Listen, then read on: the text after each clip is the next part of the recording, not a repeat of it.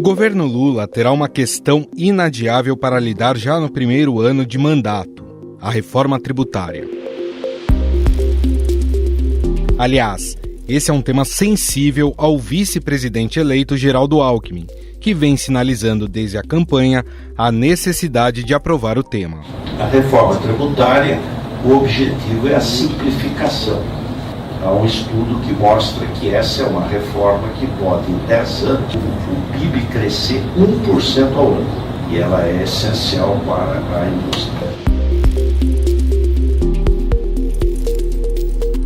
Essa, inclusive, foi uma das promessas que atraiu o apoio da senadora Simone Tebet no segundo turno. A negociação passou pela possibilidade de apoio à proposta desenhada pelo economista Bernard Api e apresentada pelo deputado Baleia Rossi, presidente do MDB. Eu sou autor da PEC 45 sobre uma remodelação do nosso sistema tributário naqueles impostos que incidem sobre consumo. São a união de 5 impostos: federais, estaduais e municipais. Alckmin quer incluir esse texto à proposta do ex-deputado Luiz Carlos Rauli, que deu origem à proposta de emenda constitucional 110, que tramita no Senado. A Comissão da Reforma Tributária ouviu hoje os detalhes do texto base. Entre os itens está a sugestão da retomada da CPMF, desta vez para cobrir o rombo da Previdência. Luiz Carlos Rauli disse que ainda não existe uma alíquota definida. Entre outras coisas, as propostas trazem a substituição do ICMS, PIS/COFINS e ISS por 1 ou 2 impostos sobre valor agregado, conhecido como IVA. Outro desafio é a correção da tabela do imposto de renda, que deve ser discutida apenas no próximo ano. Hoje é R$ 1.900 que a pessoa está isenta, ou seja, é preciso que a gente discuta uma outra faixa. Eu fico pensando por volta de R$ 5.000. A votação do projeto que amplia a faixa de isenção do imposto de renda foi sinalizada pelo presidente da Câmara, Arthur Lira, após a vitória de Lula. Por acarretar uma renúncia fiscal, o projeto precisa estar contemplado no orçamento de 2023, que já está em tramitação no Legislativo. A estimativa é que o custo da medida seja de 22 bilhões de reais. Uma ala da Câmara defende que se vote o projeto de ampliação da tabela ainda neste ano. A ideia é incluir o projeto de lei protocolado pelo deputado Danilo Forte, que é do União Brasil do Ceará, que isenta de imposto de renda quem ganha até 4 salários mínimos, ou seja, R$ 5.200. Nós temos nessa preocupação a atualização da tabela do imposto de renda para quem ganha até 4 salários mínimos, a isenção, porque é inadmissível que quem ganha pouco pague essa conta num país tão rico, com uma carga tributária tão distorcida como tem o Brasil. A tabela de cobrança do imposto de renda é a mesma há 7 anos, quando o salário mínimo era de R$ 788. Se não houver reajuste, brasileiros que ganham 1 salário mínimo e meio, atualmente isentos, terão que pagar imposto no próximo ano. Uma reforma tributária que eleve também a taxação sobre os mais ricos ganhou mais chances de ser implementada a partir do ano que vem, como prometeu Lula. Como é possível falar em soberania num país em que o salário mínimo não tem aumento real há muitos anos? É por isso que eu tenho dito que nós vamos ter que fazer uma reforma tributária, que quem ganha mais tem que pagar mais. Os planos de taxação são feitos em um momento em que especialistas já veem a necessidade de o país buscar mais receitas a partir de 2023 para compensar, ao menos em parte, a expansão de despesas decorrente de promessas eleitorais. Além disso, o novo governo pretende recriar a cobrança sobre dividendos, que é o lucro da empresa distribuído a acionistas, que há mais de 25 anos beneficia a renda tanto de donos ou sócios de empresas.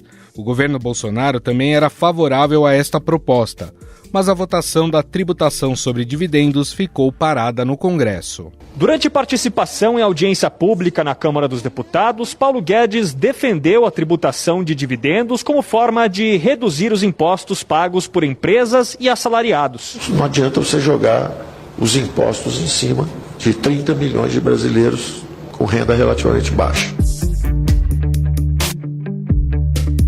O novo governo sabe que é essencial aprovar essa reforma para abrir mais espaço no tão combalido orçamento brasileiro. Afinal, quais são as chances da reforma tributária prosperar? Se aprovada, ela terá impacto imediato e positivo sobre a economia brasileira? Sobre o assunto, vamos conversar com Gabriel Quintanilha, professor da FGV Direito Rio e especialista em reforma tributária.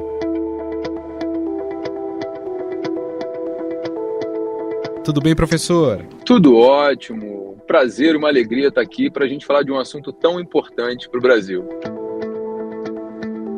Professor, a gente tem visto aí que o orçamento do ano que vem está completamente engessado e há uma tentativa aí de se criar PECs para crédito extra para poder custear os programas sociais. Dentro disso, qual a importância da reforma tributária para ajudar nesse cenário? Olha, a reforma tributária ela é fundamental porque no Brasil nós temos um sistema tributário extremamente confuso. E esse sistema confuso, conflituoso, ele faz com que os investimentos sejam afastados. Portanto, se nós pensamos no crescimento do país, nós precisamos atrair principalmente investimentos, não só de brasileiros, mas também de estrangeiros. Então, a simplificação do sistema tributário é fundamental para que o Brasil pense em voltar a crescer. Eu queria falar um pouco sobre as propostas, né? Pelo menos as principais propostas que fazem parte dessa reforma tributária. Uma delas, e que é encabeçada aí pelo entusiasta dessa proposta, é o vice-presidente eleito Geraldo Alckmin, que é a criação do IVA, né? O Imposto de Valor Agregado, que agregaria outros impostos, né? E há uma aposta de que o IVA seria algo bom dessa reforma tributária. Como é que você vê a criação do IVA, professor? Olha, o Imposto de Valor Agregado ele vai simplificar bastante o sistema. E é importante frisar que das reformas que mais avançaram, a que mais está na frente é a PEC 110. A PEC 110 ela simplifica o nosso sistema exatamente porque ela acaba com 9 tributos, transformando todos eles no Imposto ao Valor Agregado, no Imposto sobre Bens e Serviços, o IBS. Quando você tira 9 tributos do sistema e transforma todos eles em um só, é claro que isso vai fazer com que o sistema seja mais eficiente e mais fácil de se entender mesmo, mais fácil de lidar, mais fácil de desenvolver. Quando a gente fala de reforma tributária no Brasil, é muito importante que fique claro que em nenhum momento se discute a redução da carga tributária. A discussão que se dá hoje é exclusivamente no tocante à redução de obrigações acessórias, porque no Brasil gasta-se uma quantidade absurda de horas para estar em compliance, para poder recolher tributos. Portanto, essa reforma ela vem em boa hora, se pensarmos em simplificar o sistema para que o investidor possa ter mais facilidade e entender, de fato, em que país, em que momento, em que local ele vai investir e qual vai ser o custo do investimento dele. Agora, a gente tem várias propostas no Congresso, duas mais avançadas, né, debatidas, uma do Bernard Api e outra do deputado Luiz Carlos Rauli, né? Inclusive a intenção de se juntar as duas propostas, né, para que fique mais fácil o andamento dentro do Congresso Nacional. As propostas que estão lá, elas atacam todos os problemas? Elas são boas? Como é que o senhor vê?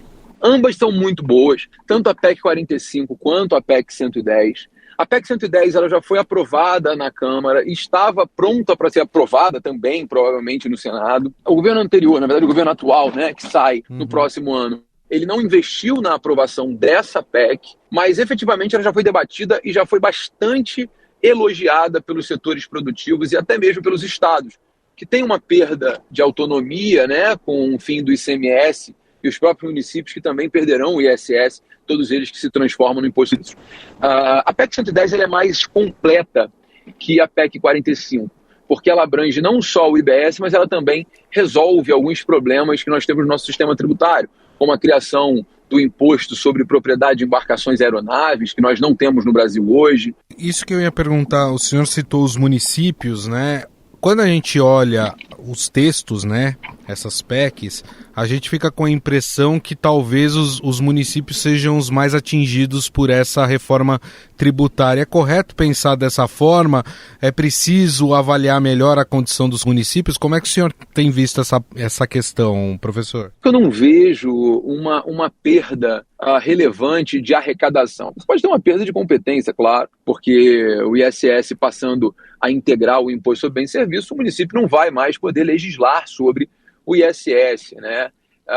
Mas a arrecadação em si, ela não vai ter nenhum impacto negativo. Certamente, o benefício vai ser muito maior e o município vai entender isso no futuro, porque efetivamente ele vai continuar mantendo uma arrecadação, a sua arrecadação é mantida e a simplificação ela vai existir inevitavelmente, porque o contribuinte não vai precisar de legislações de ISS, né?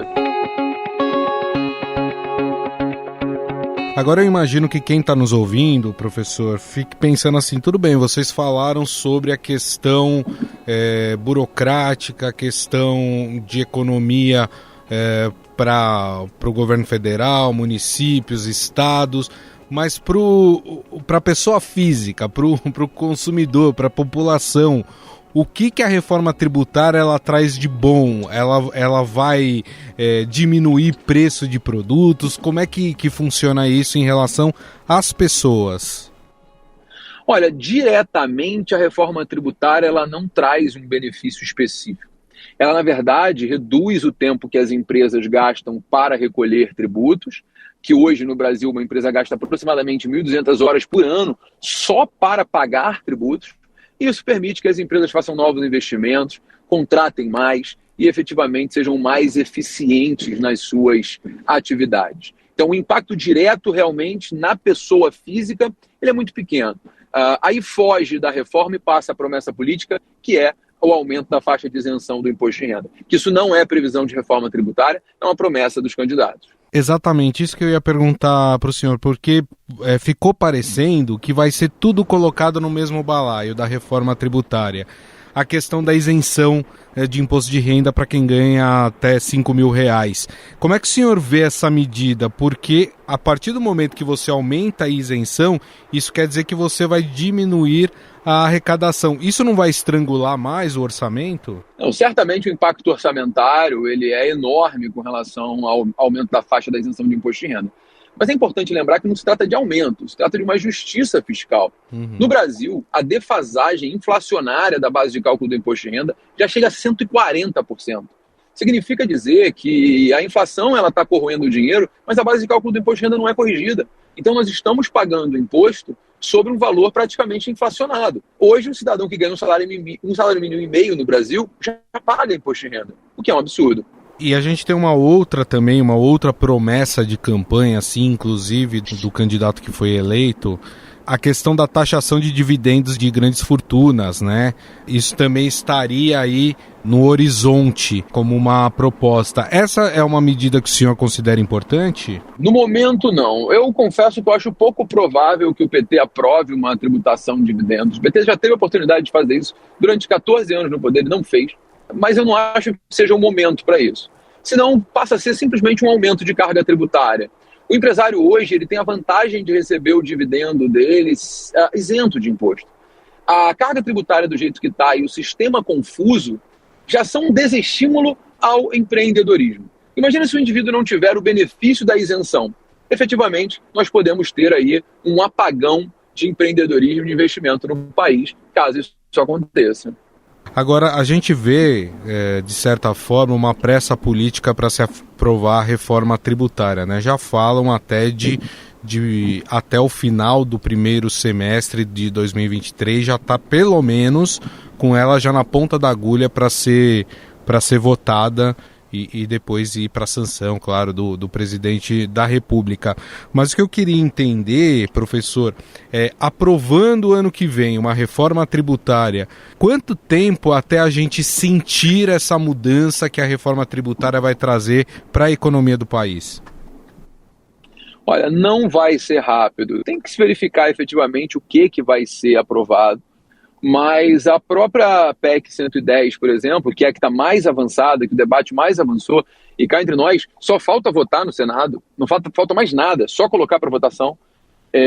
A própria PEC 110, ela prevê um prazo de transição de mais de 10 anos. Então, o impacto imediato ele não existe. Precisa se dar o primeiro passo para que a gente consiga ver alguma coisa mudando. Para a gente encerrar, professor, queria entender também o que o senhor observa que talvez esteja ficando de lado em relação à reforma tributária, que poderia ser abarcado aí nesse texto ou nos textos, né, que estão ali no Congresso Nacional. Tem algum ponto que os parlamentares não estão entrando a fundo que precisaria também ser colocado nessa reforma tributária? Olha, eu acho que o ótimo ele é inimigo do bom. Uma reforma tributária como está já seria boa o suficiente para gerar investimentos e crescimento no país. O ótimo seria, além da reforma das obrigações acessórias, da simplificação do sistema, uma redução da carga tributária. Só que essa redução ela é impossível de acontecer sem que a reforma administrativa aconteça antes. Então, eu confesso que eu gostaria muito de uma carga tributária menor, mas isso não vai acontecer. Então, que seja aprovada a PEC 110 ou mesmo a PEC 45, e a gente trabalha para o futuro para que a reforma administrativa seja aprovada, para que a administração gaste menos de forma mais eficiente, para que então haja também a redução da carga tributária. Até porque a gente atravessa um período de recessão econômica, né? Então imaginar a redução de carga tributária nesse momento é quase que inviável, né? Exatamente. Bom, nós conversamos com o professor da Fundação Getúlio Vargas do Rio de Janeiro, Gabriel Quintanilha, ele que é especialista também em reforma tributária e conversou conosco aí um pouco sobre as reformas tributárias que estão no Congresso Nacional, que o próximo governo, né, pretende dar agilidade aí para poder aprovar rapidamente esse texto. Professor, gostaria de agradecer mais uma vez a sua presença, a sua entrevista. Muito obrigado, viu? Eu que agradeço, é um prazer enorme falar sobre esse assunto tão importante, tão relevante para o Brasil. Cada vez mais a reforma tributária tem que ser debatida, tem que ser falada e, acima de tudo, tem que ser aprovada. Muito obrigado. Estadão Notícias. O Estadão Notícias desta segunda-feira vai ficando por aqui. Contou com a apresentação minha, Gustavo Lopes. O roteiro, a produção e edição são de Jefferson Perleberg, Gabriela Forte e Gabriel Lara. A montagem é de Moacir Biasi. Mande seu recado para o nosso e-mail podcast@estadão.com. Um abraço e até mais.